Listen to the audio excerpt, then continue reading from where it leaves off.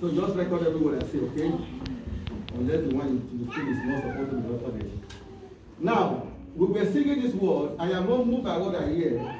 Hallelujah. I am not moved by what I see. Hallelujah. I'm only moved by the word of God. So you now tell me now. In this time of coronavirus, how many people are moved by what they hear and what they see? Are people moved by the word of God? No. People are not moved by the word of God. It is very sound to hear, to sing when you are singing it. That I am not moved by what I see. I am only moved by the word of God. When you are singing that song, you sing that song when things are okay. You sing that song when you don't have anything at all. Say, I am moved by the word of God. But there are, when things begin to come, you are not moved by the word of God. You are only moved by what you see. You are moved by what you hear. Now people are being moved by what they hear about coronavirus. Now people are being moved by what they hear or what they see from the media. They are not moved by the word of God. Somebody shall amen. Amen. I tell you something. What is going on right now, we cannot understand what is going on. Because some people say it is the plan of God, not that it's not the plan of God. But how do you know whether it is the plan of God or it's not the plan of God?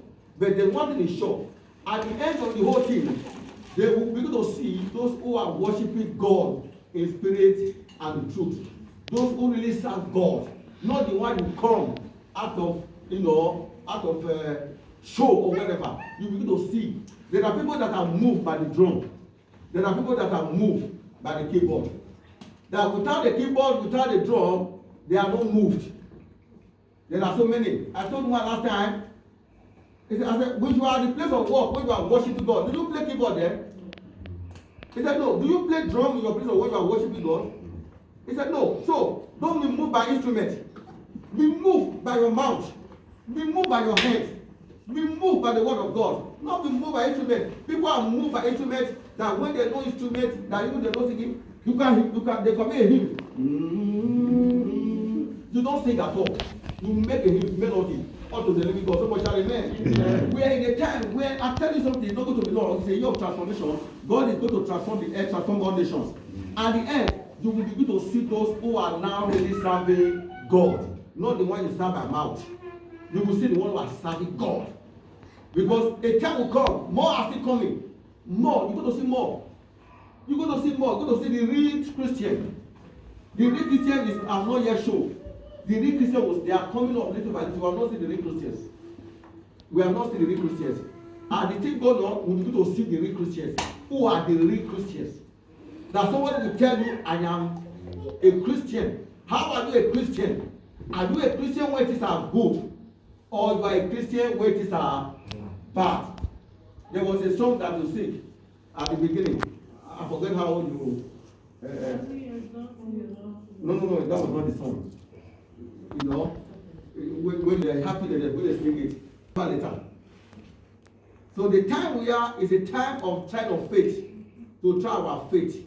If our faith will stand in the time of trouble, in the time of joy, when things are okay, when things are not okay, that we will be a testimony unto Jesus. Somebody shall amen. Amen. When you ask any one or two person who want to be a testimony unto Jesus, and I believe that everybody will raise up their hand and say, I want to be a testimony unto Jesus. How do you testify of unto Jesus? Whether it is rain, whether it is song, whether what you hear, what you don't hear, no matter whatever it is, you are there to testify of Jesus Christ. Somebody shall amen. Amen. That is what it is to testify of Jesus. Where somebody will say, I am testifying of Jesus. And I pray that every one of you that are here today, you will testify of Jesus. Amen. I said you will testify of Jesus. Amen. Somebody shout hallelujah. Hallelujah. You will testify of Jesus. Amen. In the name of our Lord Jesus Christ. Amen. Yes, you will testify of Jesus. And the Bible said there was a time when there was a persecution in the church, the act of the apostle, somewhere chapter 6. And that the people scattered. But there was one thing sure. Even in their scattering, the Bible said they were testifying of for Jesus. That they went so more than ever before. They were talking about Jesus. They were talking good about Jesus. They were inviting people to the kingdom of God. That when you stay at home, or when you say, oh, I'm not going to church, then what is your work? What is your purpose? What was your plan? Which testimony do you testify of Jesus? Are you at home doing what what is not supposed to be done, or sleeping? Are you on the street telling people about coronavirus? No. That is a time that we should testify of Jesus. Because the end time is already approaching. Things are happening that have never happened before. We're in the end time. And in this end time, everybody will answer his Papa's name. So we shall remain. Amen. That thing is going to happen. The Bible said, he said, he that is on top of the roof should not even bother to come down. That in the time that when you are taking up, when you need a woman that doesn't even need to struggle and go and look for a wrapper to put on. This is the time we are into right now. The time. When the time where prayer needs to be going on. When the time where everybody is supposed to be on WhatsApp, on Zoom, and begin to intercede for each other. When you study Acts of the Apostles chapter 12, the Bible says, when Herod the king stretched his hand inside the church and took James and killed him, and then Peter was also arrested and waiting to be killed, what happened? The Bible says, the church gathered themselves together and they begin to pray without ceasing. We are seeing in the media one person is affected and the other person died. But you don't know who is the next. You don't know. This is something that has nothing to do. Do you know what is called world war? This is not a world war where people are shooting. This is a spiritual world war. A spiritual world war. But the Bible said, as men are receiving, what are they? They are called the sons of what? Of God. And because you are a son of God, then you are a junior brother to the Lord, Jesus. And he's your Lord also. You know, just take the king as an example. The Oba of Benin. Oba of Benin is a king, right? He also has a brother. Is that not? And the junior brothers, they are junior to him. And they can say, it's my brother. Is that not? Yes, because they belong to the same father. But still, he is still their Oba. He is still their Lord.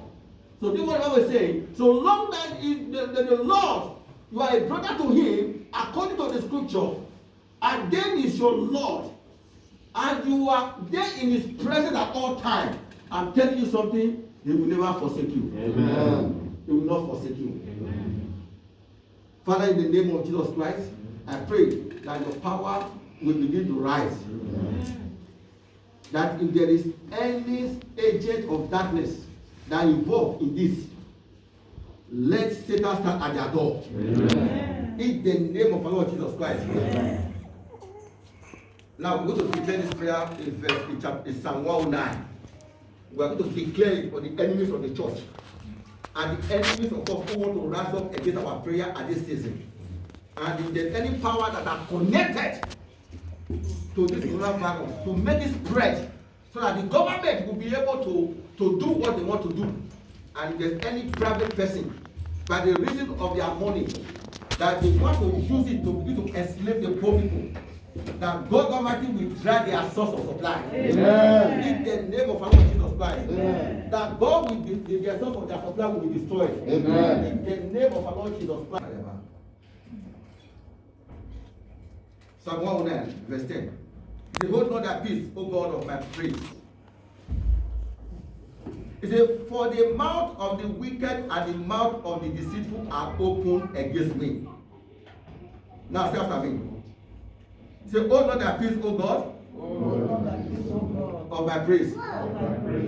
Say, for the mouth of the wicked and the mouth of the deceitful are open against me.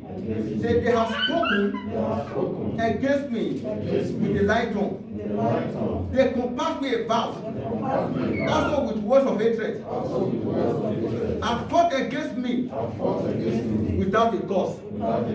For my love, they are my adversaries, but I give myself unto prayer.